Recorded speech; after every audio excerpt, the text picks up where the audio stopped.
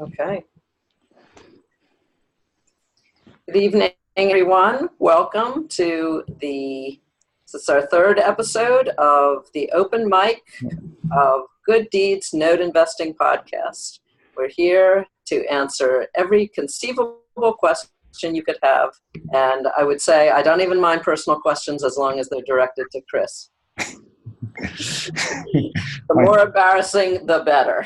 So, well, my mother's on, so hopefully she can direct the questions to you. Questions of all, I'm sure.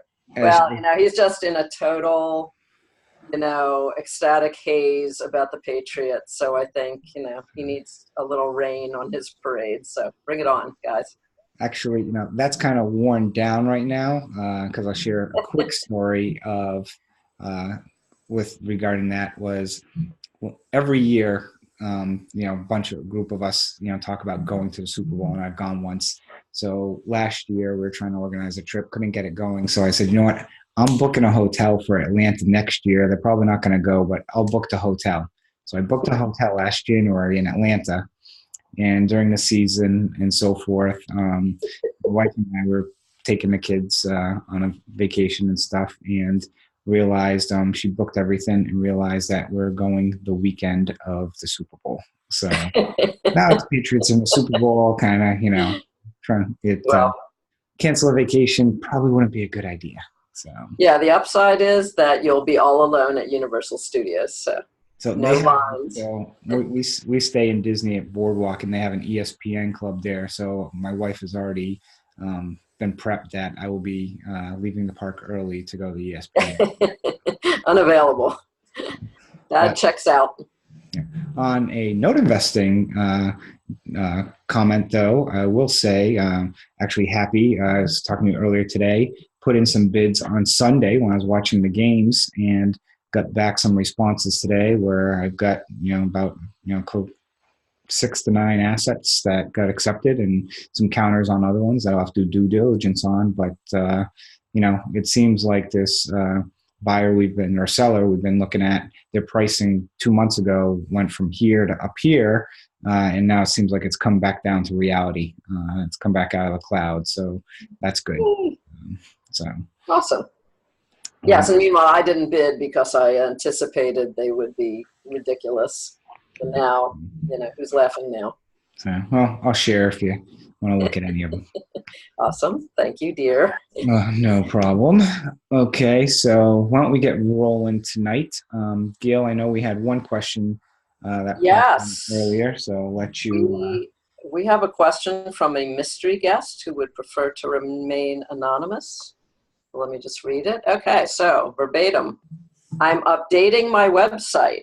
Well, okay, I'm creating my website and wonder what kind of blanket disclaimer folks are using. I'm especially concerned about the 3 sample deals that Scott has shown us and told us to use if we want. I don't know if that's only for mastermind people or if everyone knows about Scott's sample deals that you are to use until you have your own. Yeah, it's if you take his virtual workshop, he provides them to you. There you go. Okay, so this gentleman says, I'm concerned about breaking some rule in some state I don't know about. And I know, Chris, because you have an excellent disclaimer on your website that you will be able to really speak to this. I would just like to say in general to this person, the rules that you could break are not state by state. They are federal and have to do with the Securities and Exchange Commission. So you need to be familiar with those, but you don't have to worry that a particular state is going to come out of nowhere and give you a problem about how you are addressing investors on your website. What you do have to worry about in states, and you wouldn't really put this on your website, right, is debt buyer rules and things like that. But there's not usually anything on your website that would really run afoul of any of that language. But Chris, you have an excellent disclaimer. So why don't you tell us what's in it? So yeah, I had my disclaimer, got it drafted, saw several websites that had disclaimers on them. So kind of pick and chose some verbiage from a few, then sent it to my lawyer, and it took him 15 minutes to review it. But the big thing is, as part of it, things that I would just comment on over on the website: don't put a property address, don't put a borrower name, use the city, use the state, make sure there's no like street sign. I remember a video done by someone we both know, Gail, who was looking to sell an asset or a JV partner on a deal, and one of the pictures had the property address in it that he forgot to edit out. And I sent it to him. I'm like, the property address is in there, and he's like, oh shit. Yes, I recall someone very well known to all of us who sent out a tape with all the borrower's social security numbers on it. Yeah. So how about that? Yeah, that's don't do that. But for your website, if you're posting things, the big thing is, and I see a lot of people do this on Facebook more, but don't post asking people to fund a deal. What you do is, have people sign an NDA, have people fill out a questionnaire, and then send your group an email. Or if you're looking, you say, hey, I have some opportunities if you want to discuss. That's not soliciting funds. That's saying, hey, I have opportunities we want to talk about. But putting on there, I'm looking for a JV partner to fund this deal. Particularly don't say you'll get a 14% return. Yeah. Or any percent return. 20% return. Be careful when you post. But on your website, if you're going to post sample deals, it's no different than posting if you're a fix and flipper or somebody else on these things. You can post, what you paid for, what you got for return if you want. I don't post returns on my website and so forth, because if a borrower ever went on my website and said, oh my God, this person's making hand over foot, why do I want to pay them? But also on the flip side, the entity I use to buy notes and the entity that I market with are different entities. So hopefully they, don't know who I am anyways. But. Yeah, so maybe we shouldn't assume that everyone knows the 3-touch rule also, but the basic idea is that you can't really discuss the particulars of a deal with a potential investor until you've had 3 contacts with them. So the first time you meet them can be touch number 1. You can't really get into, you can talk in generalities at that stage about what you do. The second touch can be where you send them an investor profile that you ask them to fill out. And Scott has a version of that, I think, that he also makes available to everyone. I've added a few things to my version of it. But that gives you a lot of information about people's expectations and does ask their salary. So you're seeing if they are potentially an accredited investor. Someone doesn't have to be an accredited investor to do a JV deal with you, but, it's just kind of good to know where somebody falls. And you don't want to be taking some person's, only retirement money, or, if they're very close to the bone in terms of their finances, you don't want to be playing around with their money. And then once they fill that out and return it to you, then you're at the 3rd touch and you can talk about a deal with them. Yeah. So, you just don't want to find somebody off of Bigger Pockets, Facebook, and say, somebody says, hey, I'm looking to fund a deal, and say, okay, wire me $25,000 tomorrow. Not that would likely happen, but people do get pretty enthused on Bigger Pockets. So we have a question from William Page. Says, have you ever purchased NPNs that are in bankruptcy? And if so, what documents do you need to do for due diligence? Because he hears that the paperwork is in their folder.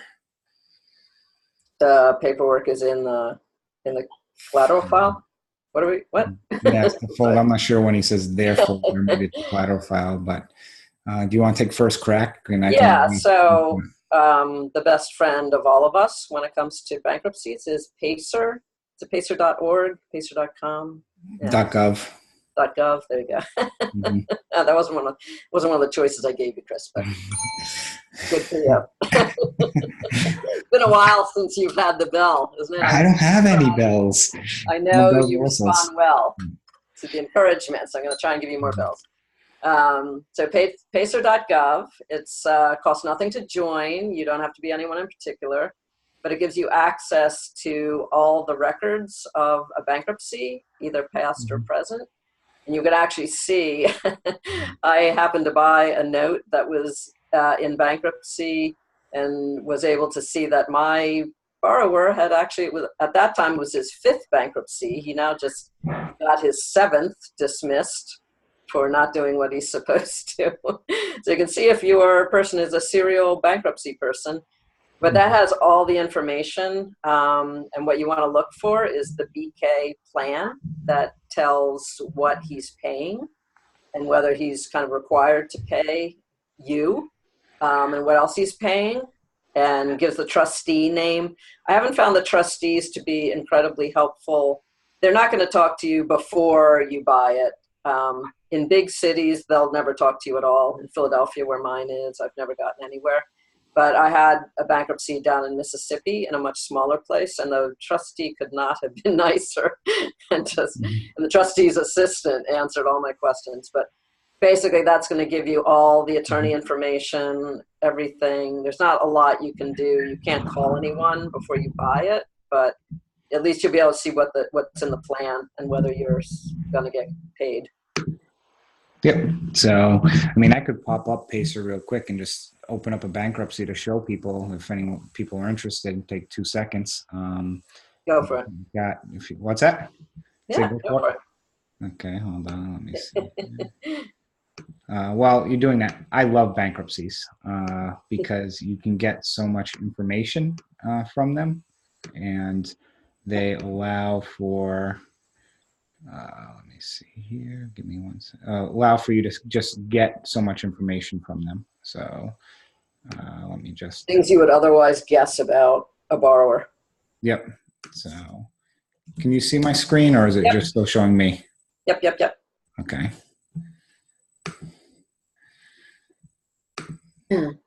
So I'm going to log in right now and go to an actual bankruptcy for a note I have.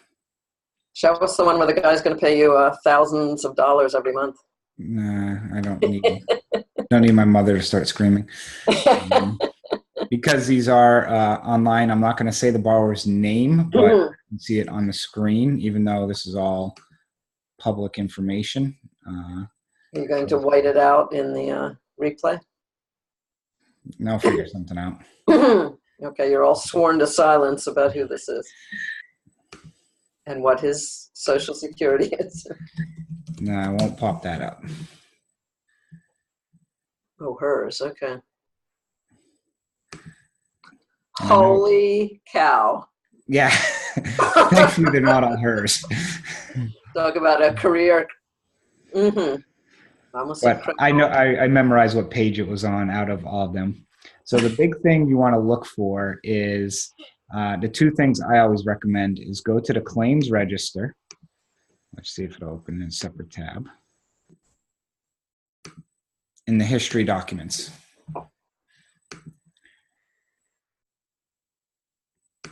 So the history documents shows everything that it shows the voluntary petition, shows the plan, employee income records, shows what the person makes.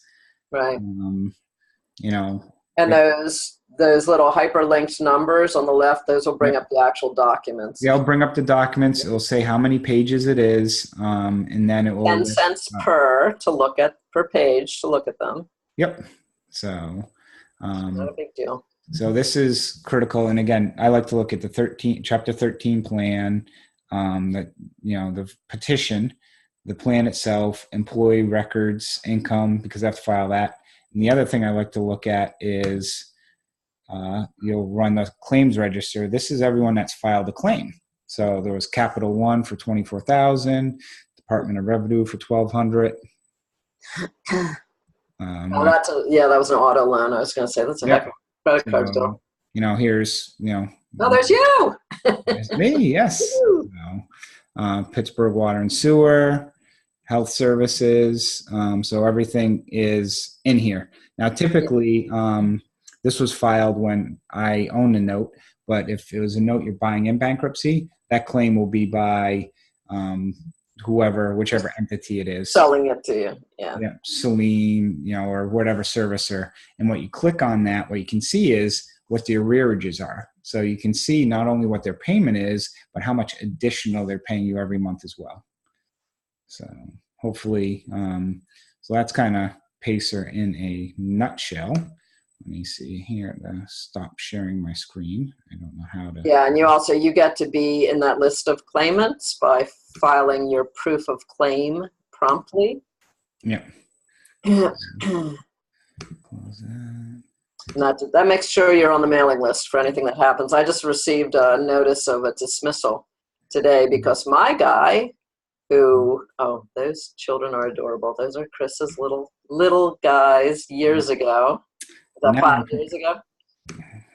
That was probably, six years ago. Now I'm trying to figure out how to get back to me. You can just click on the little picture of you. That work? No. Yeah. I'll figure it out. Let's go to the next question here. Okay. Should I read it since you can't see anything? Or yeah, go ahead. I'll let you go to the next one. Okay.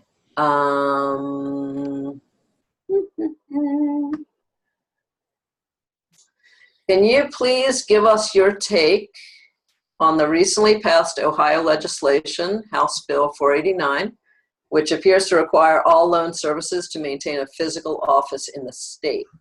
Is that how you've interpreted this law? Have you discussed this issue with your legal teams or servicers? From Jim McCullen. That's a great question. First thing I'll You're mention. back, Chris. I'm almost back. Hold on. Yeah, except for your video. Close. Hey, there we go. Hey. I've reached out to Madison to get their opinion on it. Right now, I'm trying to think. I think I only have one contract for deed in the great state of Ohio. You mean our contract for deed? Actually, so then it's two. So I've reached out to Madison on that to get an understanding of it, and I'm going to reach out to them, and also I reached out to Franco and another attorney, because one of the things I'll mention is when you read these bills, the articles that get posted on them sometimes don't tell the true or full story.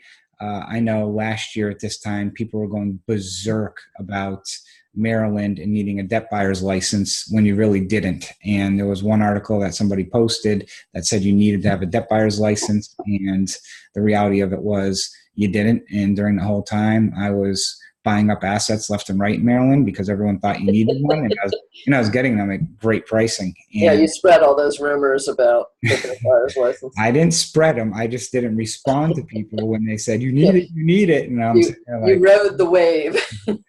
So I mean, this is, I think, a similar situation where curious what needs to what the servicer has. I think that seems a little far-fetched, I think, that the servicer has to have a physical office in that state. And what that, my question is, okay, can they have a virtual office? Where they yeah, I was thinking the same thing. Oh, Elaine, there they are. Someone's coming home. They rent a WeWork space or something like that. So yeah, or just a registered office. But I would be the first to, I wouldn't get too bent out of shape about it right now. I can't recall when it actually takes effect either, and so forth. But yeah. Well, the major servicers, if it turns out you really do have to have an office, they're going to open little one-room offices, or with a little post office box or whatever, just to satisfy their client. They're certainly not going to stop taking Ohio assets.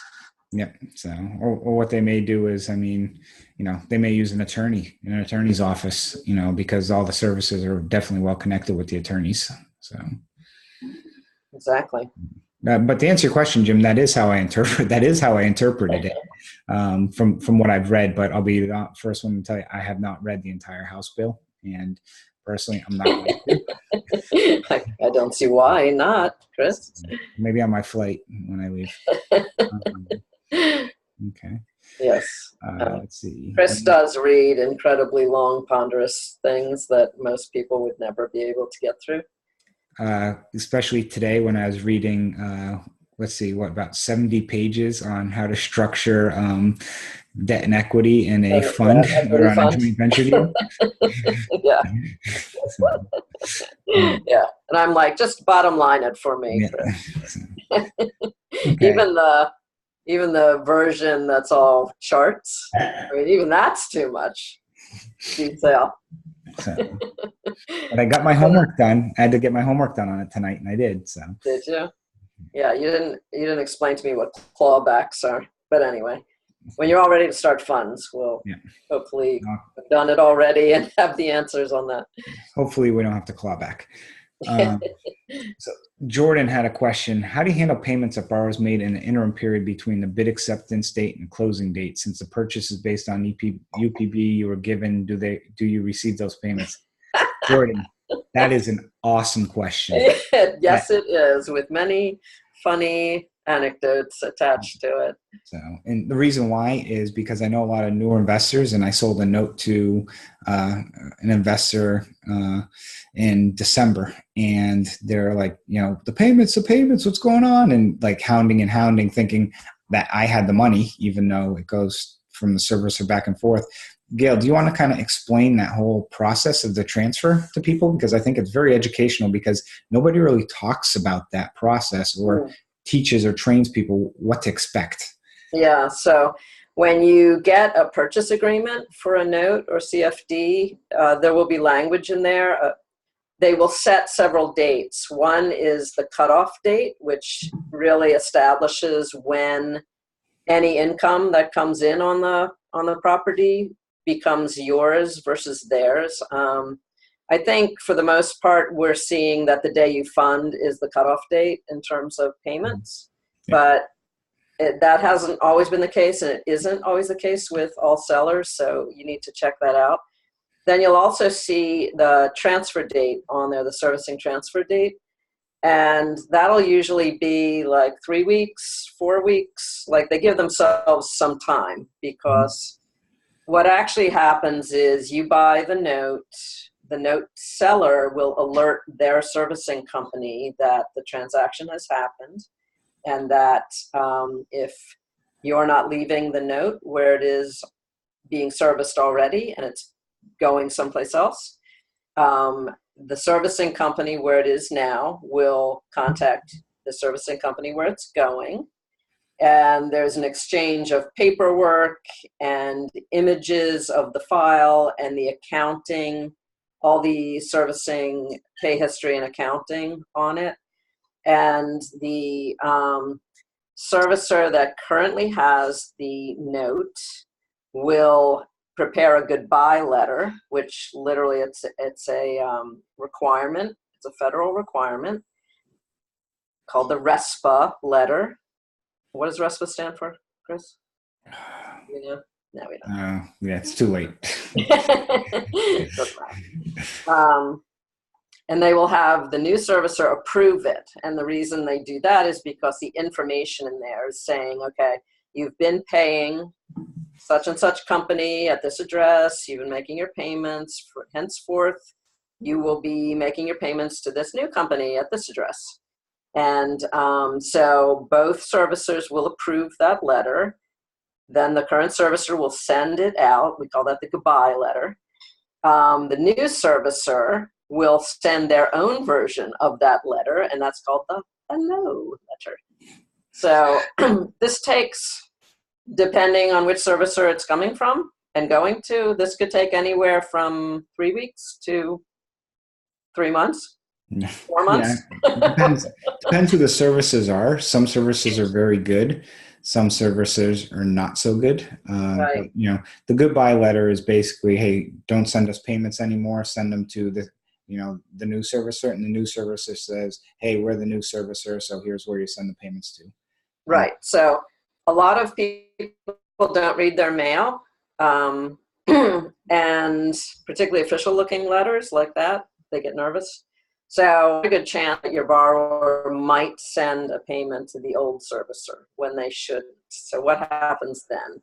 Well, that's a really exciting and interesting little bit of discussion, because I found out once, only because I happened to, that she had made like 5 payments, but after the time that I funded the deal, but before it actually transferred. So she made 5 payments to the old service, and the deal arrived at the new service. So there was absolutely no mention of this at all. And I found that very curious, that they would not have brought that up or actually just sent the money like they should have. And I had a series of very semi-hilarious conversations with the servicing company that had the money. And they kept saying to me, oh, yeah, we credited the account with those. Like, you got the updated, information where I gave you credit for it. And I was like, yeah, that's great, but you actually still have to give me the money. I don't know if that, you understand that part. She was the vice president in charge of at that company. So I had to escalate. I mean, I was amazed at how much of an argument it turned into. They did pay me, and when I spoke to the office manager, he was like, "Oh, of course, it's your money."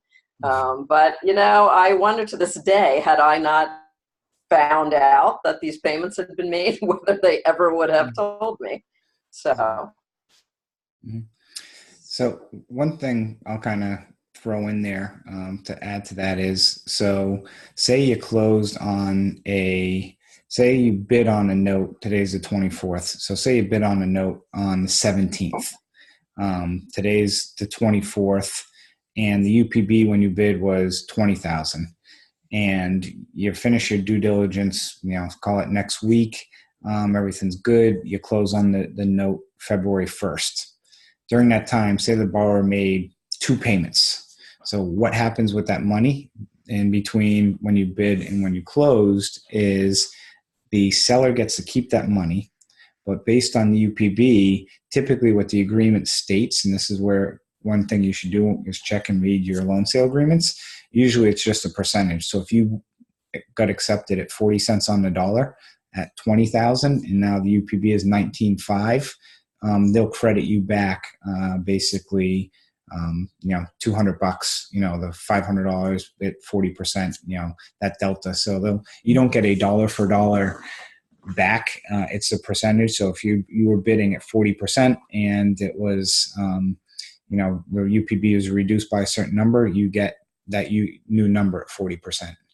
So one thing, go ahead. A good way to actually kind of catch them and really find out what's going on is, and Scott Carson, our mentor, gave me this idea. I don't know if you were already doing it, Chris, but when he buys a note, he sends his own welcome letter, even before any service transfer, just to say, hey, I'm your new lender.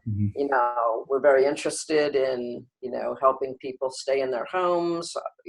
Please, as of now, our records show that you are this many payments behind. And, your last payment was on such and such date or whatever. And, just the particulars of, what they're about, things like that. And it's amazing, if information is wrong, how quickly people contact you to correct you, to say, oh, no, I did make a payment. I made a payment, recently. So that's a way. Letter also says, please contact us to discuss your loan. We're happy to be your new lender. We look forward to helping you, blah, blah, that sort of thing. Just a nice way to start the relationship. You don't always hear from, sometimes the letter doesn't even get delivered, but it's just a little bit of insurance for you that you'll find out if there have been payments made, since, like I say, it's kind of finders keepers with some servicers, even though that's illegal. Okay. I think hopefully that answered your question. Next one's from Sylvia, who's been calling banks and of course, her first contact with an asset manager was rough. gave her a third degree and realized that brokering calling private sellers, which she has experience with, were nowhere near calling asset managers. So she's wondering what other experiences has been reaching banks and have been successful. She heard saying that many of you are still buying from low-hanging fruit, which I've also been doing, but find the pricing out of line. Stair Step Method doesn't seem to work with them. So I'll start by saying about a year ago, when Scott was doing his banking blitzkrieg, I participated with a family member who's on as well, who has lots of experience actually calling banks. And it's hit or miss with the banks. Some people are very friendly. Some people are very rude from that instance. And I think it depends on, the day they're having and so forth, because I'll be the first to tell people, I had a call today where my phone rang twice within 5 minutes, and I was in the middle of something, and then it rang the third time I saw the number, and I answered it, and I was not very kind to the person because they didn't leave a voice message, and it was somebody trying to solicit services. So I basically hung up on them. And, I look at that from just, being on the role reversal side of, it could have been the same with the banks and so forth. Banks, I'll mention that, the success rate on banks is probably similar to the success rate of, people who send out the yellow letters for REO fix and flippers or whatnot. It's extremely, extremely low. And especially in times like today where banks, the liquidity is out there, where money is very easy to come by, and the lending rules right now are pretty lax. Banks probably don't have a lot of assets that are non-performing. They may, but a lot of times they may be managing them. It's not to say you're not going to get a list from a bank or a list of assets, but it's going to be extremely difficult. It's going to take, I think, a lot of time. And it's definitely, if you get one, it's great. For me, I buy, typically on average around 5 notes a month. And yes, I've been buying them from my low-hanging fruit people because I know I can get probably 5 a month from them and keep myself busy. If I was trying to buy 50 a month, then I definitely have to be looking at other asset managers and other banks. So I know somewhat answered your question. The other thing regarding Stair Step Method doesn't seem to work with them. It's hit or miss right now on certain things. I mean, a lot of stuff, honestly, I've been buying has been the contract for deeds, because the notes, there's been few and far of them. And yes, a lot of the pricing has been very high, especially if a lot of people are following the steps of, okay, I want to be in a major city, near a university, in a non-judicial state. The Stair Step Method, you might as well just throw that out, because those notes are probably selling for 65 cents plus on the dollar. So yeah, and weirdly, Scott actually said that notes in bankruptcy sell at a premium too. It's a paying bankruptcy. So yeah, it's and it's if you do your due diligence and you really kind of look at a tape and start to hone down on certain things, there's a few out there you can find. I mean, it's not like there's none, but there's some that, I picked up a few notes back in December on 2 assets that were in bankruptcy, and they were listed as non-performers. And then I went into the bankruptcy and I asked them, hey, can you give me the trustee report and stuff? And, the people have been paying in bankruptcy for the last year plus. So, and they're selling the non-performing rate. So I'm like, okay. So, yeah. I think you should probably also not get too hung up on the percentage of UPB. Really start trying to broaden your thinking about what makes something a good deal or not. Obviously, you don't want to overpay in terms of, if it's a contract for deed and you could end up getting the house, you're not limited in terms of what the maximum amount is that you can get from a foreclosure.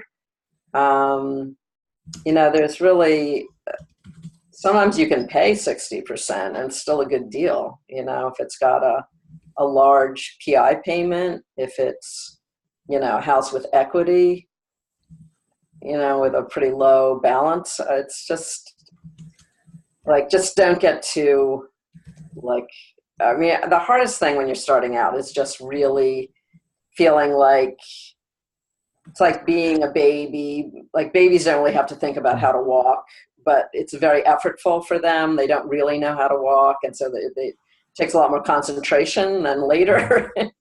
And note investing is like that too. Like at first, you feel like you're so bound by all these rules. You feel like if you go outside them, you're really making a bad deal, a bad decision. But you have to really just train yourself to look at a deal in more than just that one way. Yeah. Would you agree, Chris? I would. You got to look at it, the qualitative and quantitative. You got to look at it from, the number side of things, but also look at, what are the scenarios? What's the outcome? What do you try and shoot for what do you think is going to occur? So, and then follow up to that in general, where are you finding the price points at? I'm finding my notes, probably if I were to take the stair step method and say it was the 25% under 25, 35 under 35, 45 under, 45, 55 under 50, I would move everything up on the percentage wise up 10%. Under 25,000, you're probably more closer to 35%. 35,000 to 25, you're probably at 45%. 45 and lower, you're at 55%. Above that, you're probably at 65%. Would you agree with that, Gail? Yeah, so just move the stair.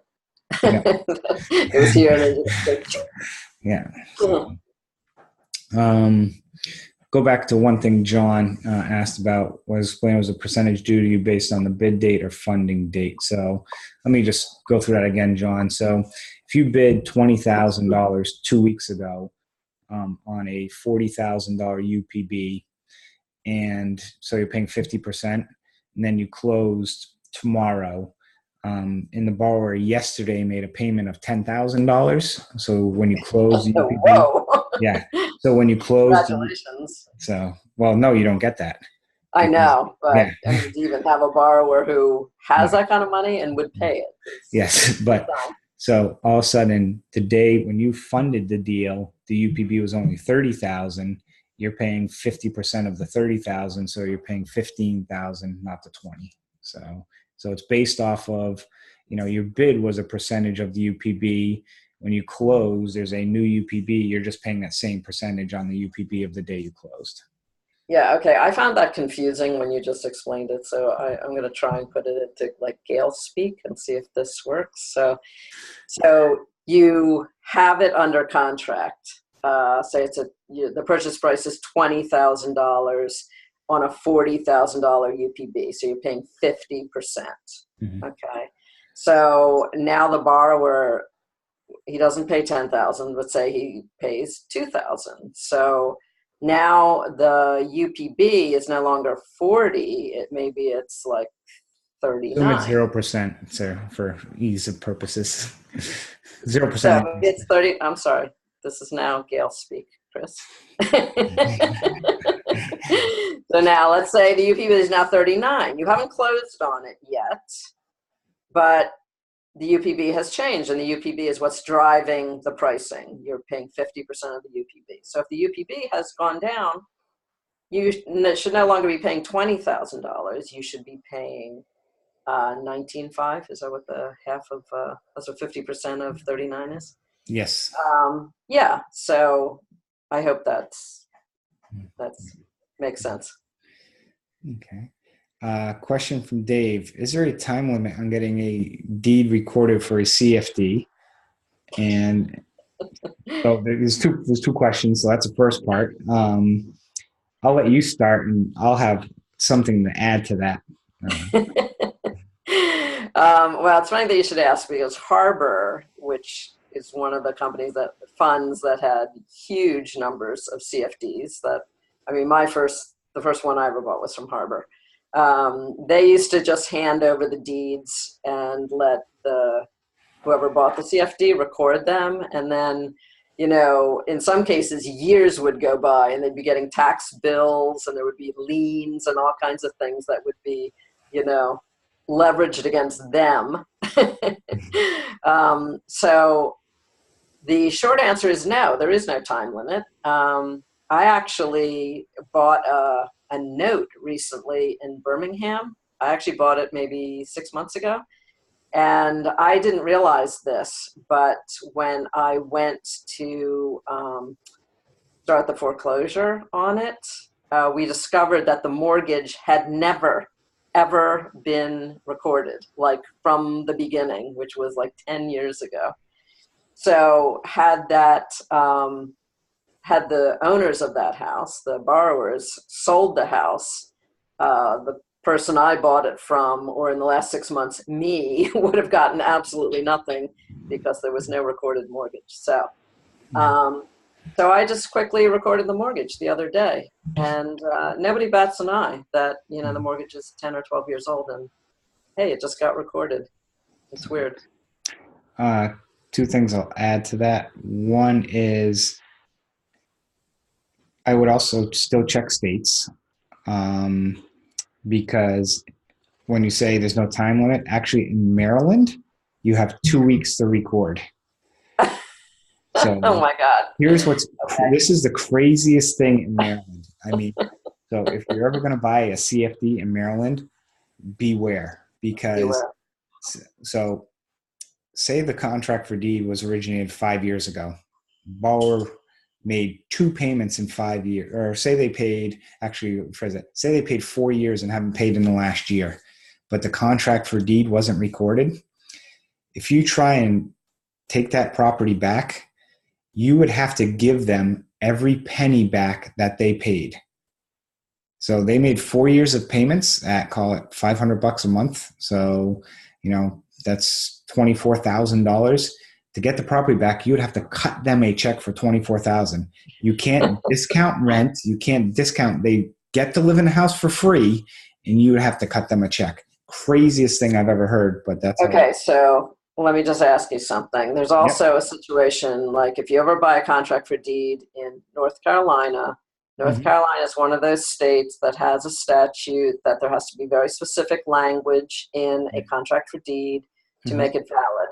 Yes. And I can assure you that no one you are buying contracts for deed from has that language in it now, because all these funds that we buy from, they wrote one contract long ago, and they just used it everywhere, without any regard to what the particular statutes of any state were. Yep. So in North Carolina, the same thing technically would happen if you tried to take a borrower to court to get that property back on a contract for deed. They could very well rule that your contract is invalid, and technically you would owe them their money back. But what balances it out is that what the court will then immediately turn around and say is, okay, so they've been living in there. If they weren't borrowers, if they weren't potential owners, then, you know, they were renters, basically. They were tenants, because nobody gets to just live for free in somebody else's house, unless you're a child and your parents are very nice. So it sounds horrendous, but it works out in that case, because you owe them all the money, but then they owe you the same amount of money. So does that happen in Maryland, or are you the only one who owes somebody money in that case? In Maryland, you owe them the money, and they don't, you know, look at the rent, you know, what rent would have been or anything like that. So they don't owe you anything. You just owe them money. Yeah. No wonder you have Maryland all to yourself, Chris. You can have it. Keep it. And I did buy a CFD in Maryland with that, because the property was worth over $100,000, and the CFD acquisition price was like $25,000. And if I had to pay an extra $25,000 to get the property back, because you do actually get the property back, you know, it would have cost me $50,000 for a $100,000 property. Now, one way, like I'd say that to get to work these issues is, you know, work with your borrower. You want a repayment plan? Okay, let's cancel that old land contract. Old nasty contract. Here's a new land contract that meets the laws in North Carolina, Maryland, or any of the other states. So, or if it's Ohio, here's a brand spanking new land contract that will start the clock on that 5-year period Yes. of having a land contract beyond which you have to foreclose on them instead of doing a forfeiture. Yes. So for everyone listening, that is critical because give you a little bit of insight. In Ohio, if the land contract is over 5 years or the borrower's made like more than 20% of the reduction Paid down 20% of the UPB, it's treated as a note. And then you have to go to foreclosure, which in a contract for deed, typically it's a forfeiture that is a much simpler process. But if you're negotiating on a new payment plan, you don't give a forbearance plan, you don't do a loan modification, you do a cancellation of land contract and issue a new land contract. That way you're restarting that clock. So I've in many instances where I've owned land contracts in Ohio that were more than 5 years, I have bought them, then issued a new land contract to the borrower under a new payment plan. That way I don't have to foreclose and spend $7,000 and wait a year to foreclose. I can spend $500 on a forfeiture and have them out of that place in 2 months if they stopped paying. So, Right, exactly. so the second part of that is anything that we shouldn't do when sending a letter to a borrower who is delinquent. Yes, don't send the borrower a letter. Yeah, not about the delinquency. Send them a welcome letter saying hi. But yeah, we actually did a podcast on how to communicate with borrowers and about the mini Miranda and, when you can call them, how you call them, when you have to stop calling them. But I mean, in general, we're not recommending that you call them anyway. That's what servicers are for. And borrower outreach people. Yeah. So if you're going to send them a letter, you have to have the debt collector language at the bottom of it. If it's about getting stuff. I mean, I've had contacts with a borrower via email on certain things. Like I had to email them a new land contract. I didn't have that language in there at that point in time because it wasn't the act of trying to collect the debt. But if you're sending something about somebody specifically regarding delinquent, then I would actually have your servicer send it. Or if this is a hard money loan, I would have it come from an attorney, honestly, and pay them the $75 or $100 to send the letter. Yeah. We didn't actually talk in that podcast about, like, there is an occasion where I send a letter too, which is about insurance, about forced place insurance.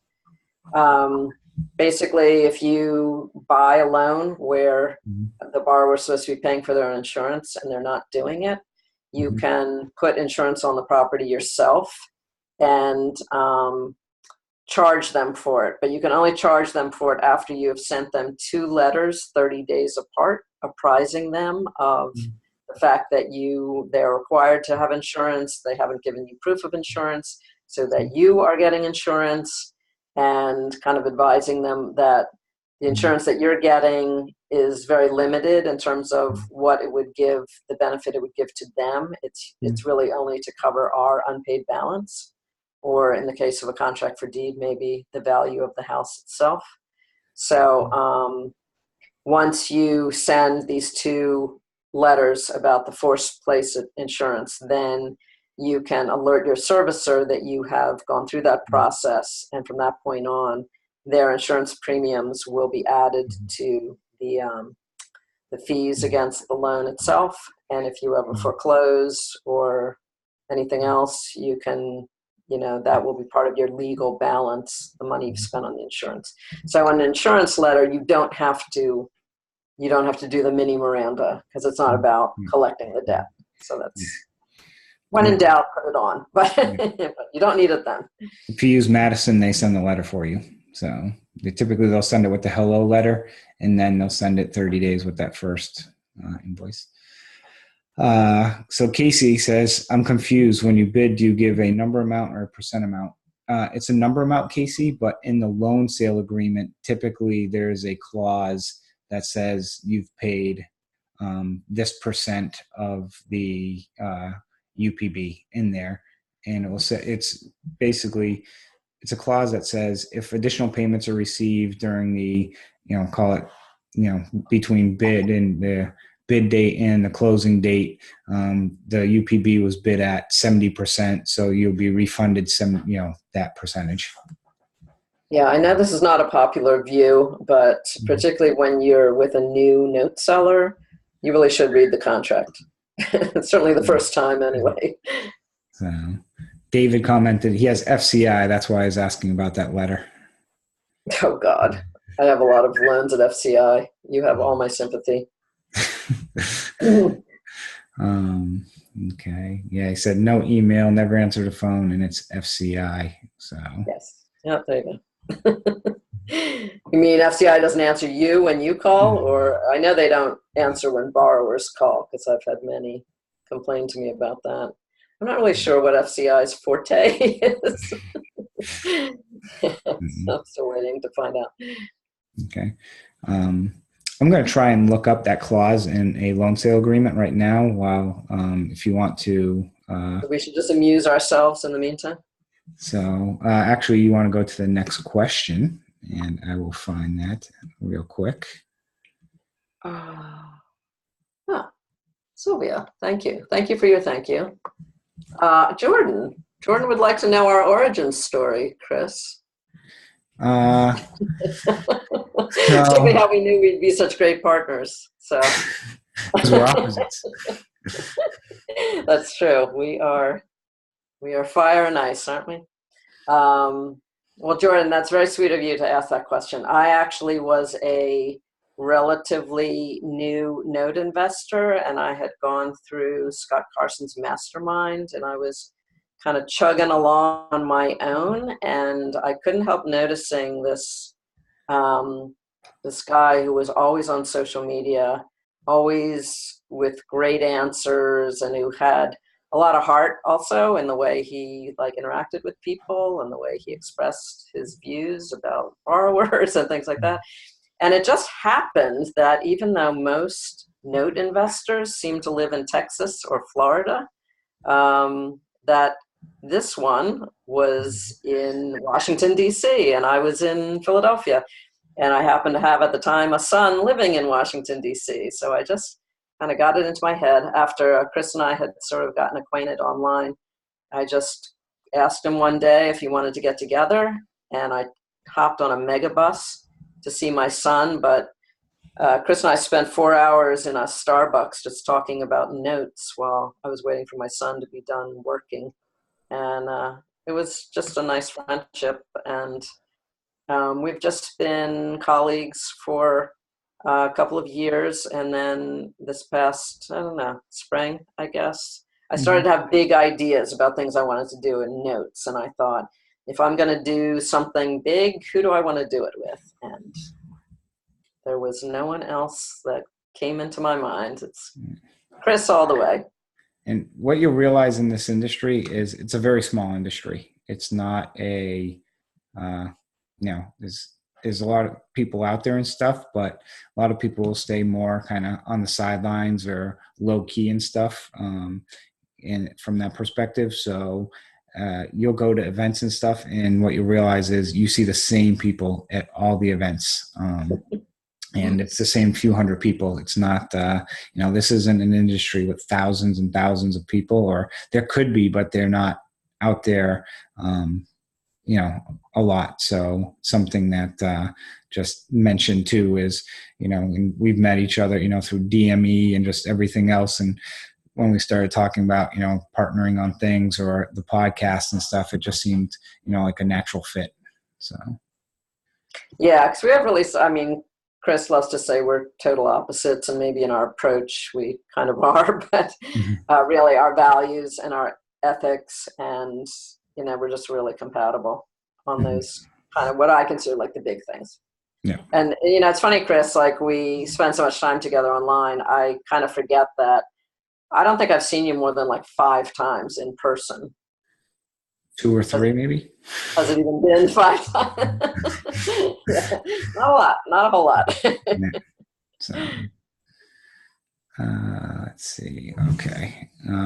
I found the section, so I'm not going to pull it up. I'll just kind of read what typically the agreement says. say the purchase price of the assets shall be equal to the sum of the following. $20,000, which represents 50% of the unpaid principal balance of the loans as of the cutoff date. Buyers shall pay purchase price to seller on or before closing date in immediate available funds by wire transfer. Upon confirmation, the purchase price shall commence the transfer.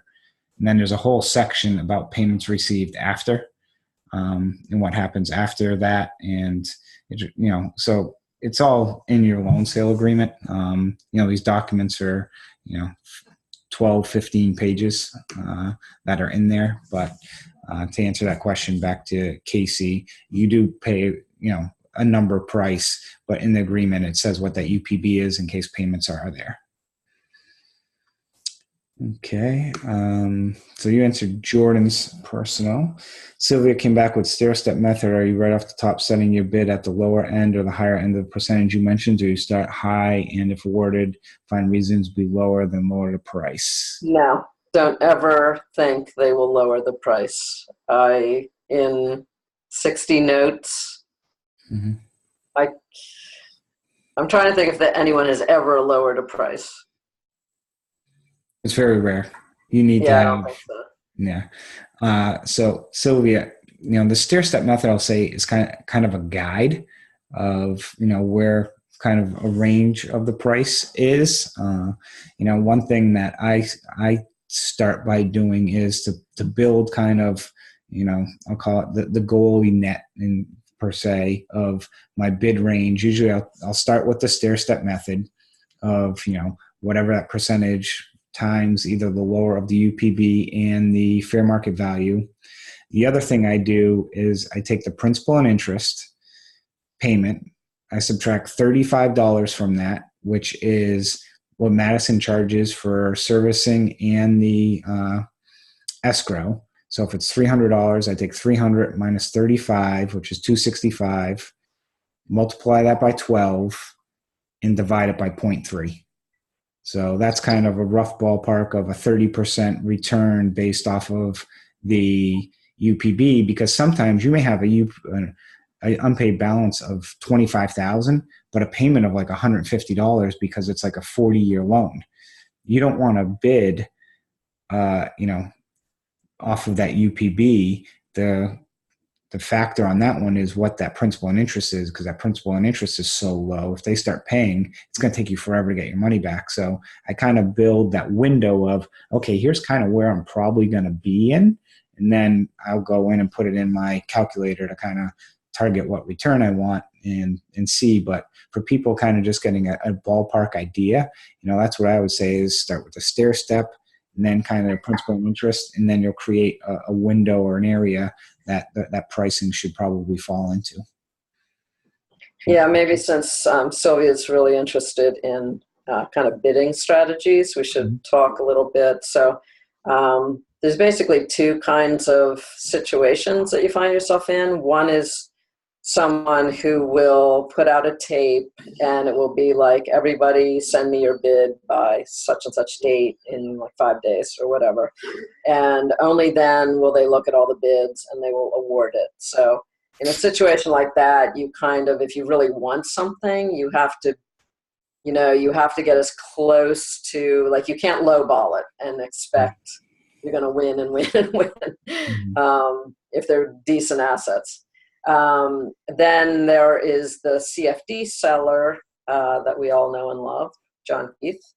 John has a very novel approach. John, which I think we should all really kind of appreciate him. I mean, everybody sort of complains at times about their interactions, not just with John, but everybody and who's a seller. And the thing that John does that's very nice and particularly helpful when you're new is that he'll put out a tape of contracts for deed, and basically whoever bids first gets, even if like 10 minutes later someone sends him a higher bid on the same asset, he's going to let that first person who bid go through the entire process of bidding, countering, rebidding until, either you give up or, you realize the seller isn't going to meet your price. And only then will he go to that next person whose bid came in 10 minutes after yours. So it's very, it's kind of a luxury in a way to bid this way, because when you think about it, you can put in lowball bids, like just make a lowball bid and the seller will counter. They won't love it if you always make super lowball bids, but you can't bid like, counter, and then you'll find out like what they really want. Yeah, you can't bid like $1 on every one, but I put in assets bid, and one of them I bid 7,000. I think the counter was 20,000, and I know my bid was low because again the principal and interest payment was only like $175 a month, and I'm not going to pay 20,000 for an asset that's going to give me $140 a month if it starts performing again.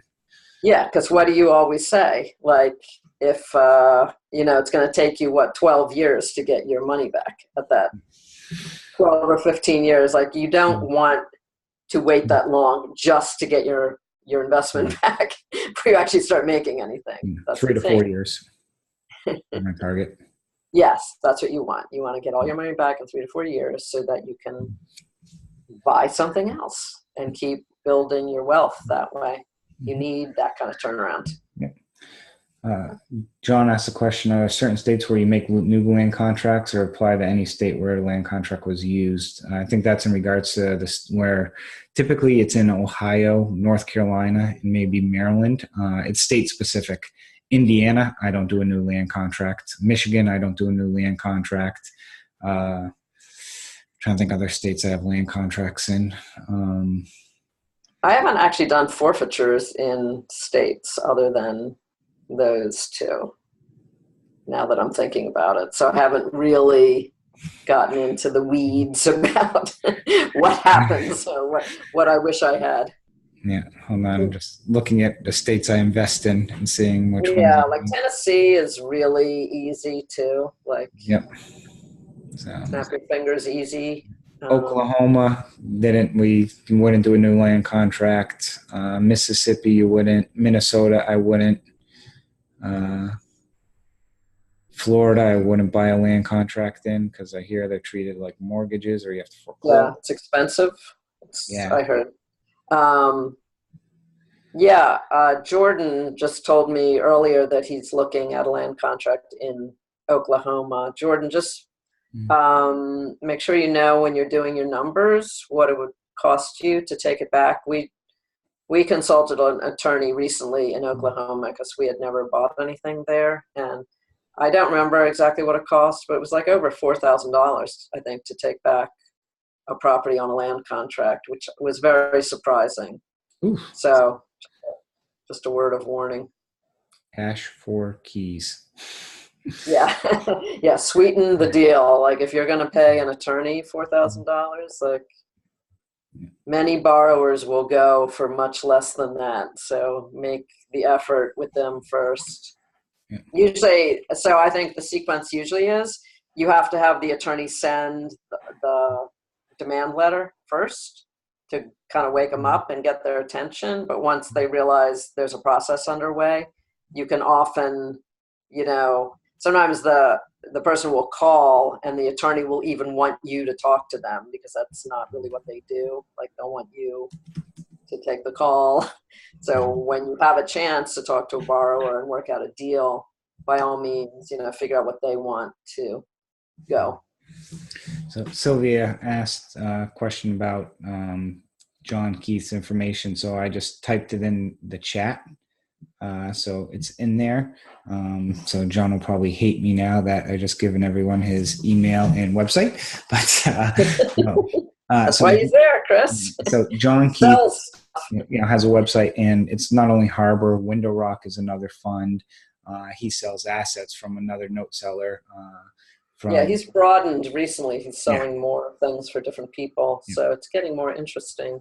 Yeah. But if you're new too, try not to get on the wrong side of John Keith. He sells a lot of stuff, and particularly when you're doing kind of the lower value deals, he's a very good ally. And like I say, I think the whole way that he conducts his business, giving everybody their shot, so the thing is when you're evaluating a tape from him, speed is the most important thing. since you want to be the first bidder on a bunch of things. So don't fret you can't wait like 2 days to bid. And you also, once you have an accepted bid, you need to close within a week. Like it takes 3 days tops to get a title report. Our process is you get an accepted bid, do you have someone go look at it before you bid? No, after you bid, right? After you get accepted offer, yeah. Have someone go, make sure the place is still standing, get a sense of the condition, the neighborhood condition, whether you're still interested. If it looks good from that standpoint, you should already have looked up the taxes before you bid and considered them in your bid. So then order the title report. It takes a few days to get a title report unless there's an expedited service available. And you also want to have someone give you a value for the house. You need to do the stuff quickly because he will definitely expect you to close within 5 business days of an accepted bid. Yeah, he wants, but give you an example, he put a tape out on Sunday at about 1:00 or it may have been 3:00 because I replied back to it and I said, great, get to watch football and go through a tape at the same time.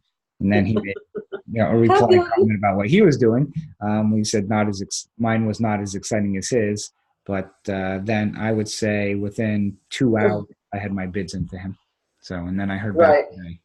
Well, the fallacy of that, though, is that he's got a pretty big list, and it goes out in chunks. So sometimes I have bid instantly on something, and someone's already got a bid in because they got the list 5 hours earlier. So be hasty, but don't assume you're getting there first. So there's no crying in real estate, and there's always another deal. So if you don't get the one you want, it's like a bus. Just wait 20 minutes. There's another one coming. Okay. Question. Elaine, I just want you to know, Elaine, I'm now surrounded by dogs. Question from Jim based on my morning drive video this morning, I posted about performing notes and kind of where the pricing has been moving on the performing note side, how you're starting to see, I'd say performing notes returns and just in all investments starting now that market's getting rockier, economy is starting, financial fiscal policy starting to tighten, starting to see returns start to go down. And I know Scott did a podcast the other day about, the 12% is now probably 8 to 10%. And so I talked about that briefly this morning, curious what people are seeing and thoughts about, especially on the performing note side, because if people are looking at returns of 8 to 10% and you're looking at then turn around selling these notes, you're going to get more for them because you're selling it at less return, but also when you're going to try and acquire these, you're also going to be paying more. So it's kind of can be good on one side of things, but it's good for selling, not good for buying. But I'm curious, Gail or anybody in the chat want to touch base to see where they've seen the performing note side be lately. I'm actually about to put out a tape of those performing notes to sell. So I'm kind of hoping to benefit from this inflation in the selling prices. But I haven't tried it yet, so I don't really know what to expect. I know in the past, I definitely would have always offered them at a 12% return, and contracts for deed probably 14% seems to be the sweet spot for buyers, because contracts for deed by definition are riskier borrowers, less stable income. So I think with a contract for deed that's performing, I hope most buyers recognize that, they might not always be performing. They fall off the rails. Okay. But overall, from note pricing, I'd say note investors are still looking to try and, if you're selling it to note investors who are, buying performing and non-performing, they're still going to try and get 12 to 15% from you. And if you're looking at other people who are more passive, they may, look at, 8 to 12% from that. And same thing, if you're looking to buy notes, they're going to want to try and sell it to you for the 8 to 12%, to get max price as well. So it's, I do think over the next 12 months, though, you are going to start seeing good paper on the performing side of people, and for me, performing's 12 months. Somebody paying 3 months in a row or 6 months in a row. And I saw somebody post something today about semi-performing. And I joke to people all the time that, that yes, my wife is semi-pregnant. There's no such thing. You're either performing or you're not. There's no in between. Well, I think you just gave your mother a heart attack. Your wife's actually not at any point pregnant, right? Any degree. But yeah, so that's kind of my philosophy. But I do think over the next year, you're going to start to see overall, performing the returns start to slow down a little bit. But I do think you're going to start seeing, maybe not in the next 12 months, but next 24 months, I think you might start seeing some more inventory as well, because as markets start to tighten and lending policies start to change a little bit. And I know people may have saw the report now that banks are starting to do the no income verification.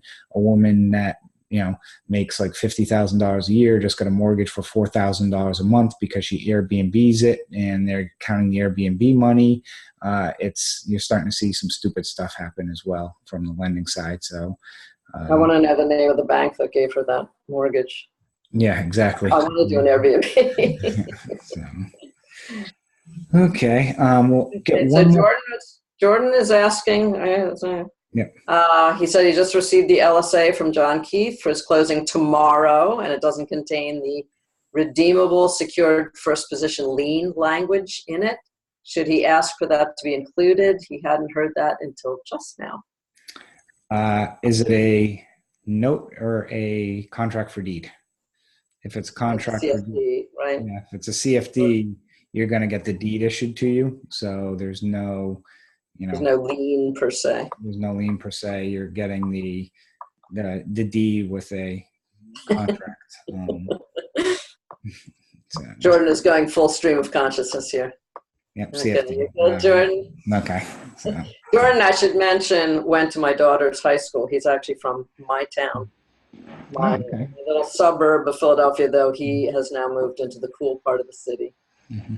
So, is the cool part where they crochet the parking meter?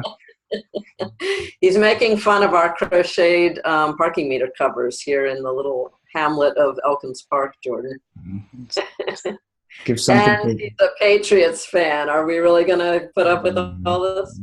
Well, my mother could send her mother to your area because she loves to crochet, and she'd keep her busy.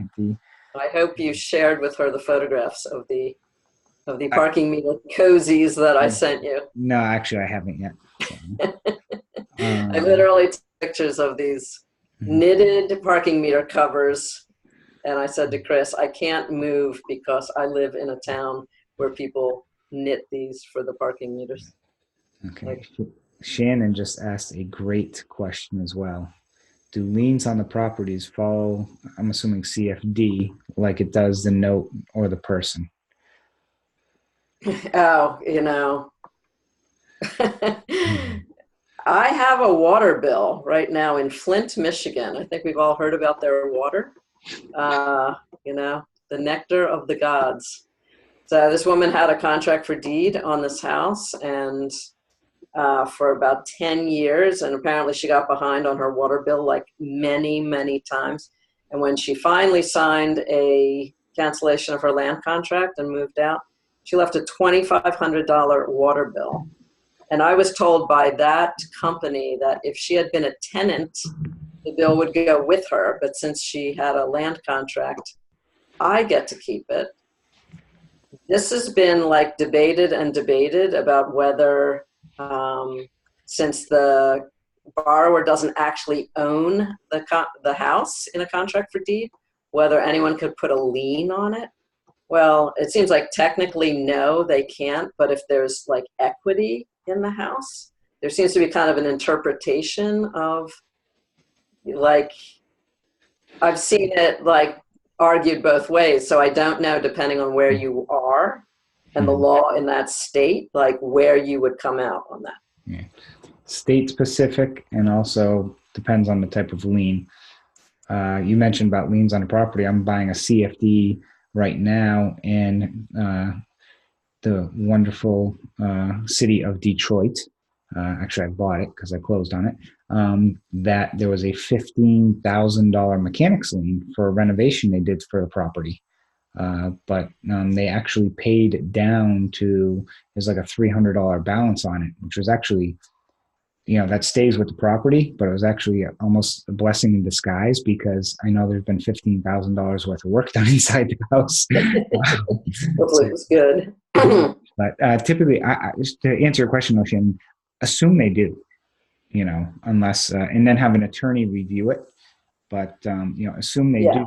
If they do attach, that is something you can go back to the seller, and the seller will reduce a price if there's liens that we're not aware of, or they'll take care of them and put a side letter in the agreement. But that is a cause for reducing the price.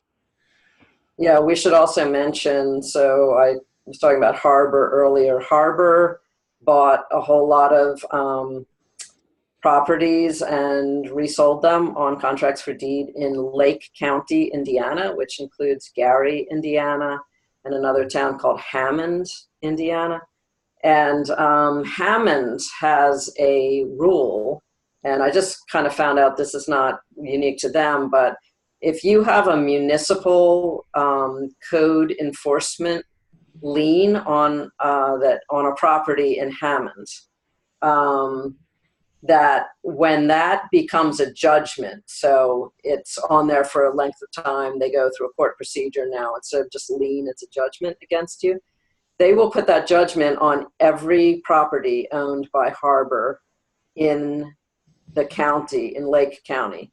So I actually own a property in Gary, Indiana that has like $20,000 in Hammond municipal liens judgments on it. It's not even in Hammond.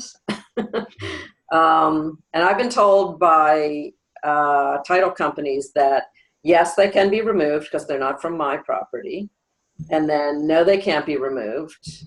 And the thing about judgments in Indiana, like after 20 years, they fall off. So I just decided I would just keep the property and I could sell it on another land contract after I do a forfeiture, and just make the land contract like a 20-year land contract where they're not allowed to buy it before 20 years. I don't know if I'm allowed to tell them they can't buy it before 20 years. I'm just going to keep it as a rental. I think that's just easier. So Shannon came back and said there's CFD utility liens. It's in the collateral file. Can I presume that 2 banks ago that it was paid if there's a quit claim deed? No, don't presume that. I would pick up the phone and just call them and say, hey, I'm looking at acquiring this property, which with CFD you are. And I saw in a title report there's some outstanding liens. Are these still outstanding? And what is the total balance? And then if they give you an answer, see if they can email that to you, and then say it's $3,000. You can go back to the seller and say, hey, there's $3,000 in liens on this property that we're not aware of. So instead of paying $10,000 for it, it's now $7,000. And they'll either do one of 2 things or 3 things. They'll reduce the price, which is typically what they'll do because they don't want to pay it. They'll just have you pay it. They'll pay it. Or the third is they'll tell you to go pound sand. And in that instance, it gives you, you might want to walk. Yeah, if you get a side letter from them saying that they'll pay it, be sure there's a deadline on there for them to pay it, or they have to buy it back from you. I mean, I hate side letters because I always just feel like when push comes to shove, they're not going to buy it back. I just don't want to get into that. I just got 4 side letter agreements in my last deal. Yes, well, you're charming enough that they'll do it for you. Well, I got Jennifer now on speed dial on my phone, so I can always go back to her. Let's see. Okay, well, Chris, you've put my dog to sleep, so I think you should just stop talking. Blah, blah, blah. I was going to end it anyways. So Oh, thank God. Okay, well, thank you all for joining this evening. We did run a little 20 minutes longer than usual, but I thought there were some great questions. If there's any future questions that people have out there, feel free to reach out to us by email. You can email us. You can go to the Good Deeds Note Investing Podcast Facebook group page or the Notes and Bolts Facebook page. And if you're buying CFDs or bidding on CFDs, I recommend joining the Notes and Bolts group that we have, because that group was set up to basically talk about these toxic assets where you run O&E reports, and like the one Shannon mentioned, maybe has $10,000 in liens. So somebody else later on doesn't spend $135 on an O&E report or $150 on a BPO. So trying to work with everyone, just trying to save some people money and what assets not to bid on. Yeah, it's a high price to pay to find out that you too do not want to buy that. Yes. And for next week's episode, we're going to pull the date back a day to Wednesday, because Gail and I both have commitments on Thursday. So we'll be sending out an email for that for people to sign up, and hopefully we'll see you then. So thank you all and have a good evening.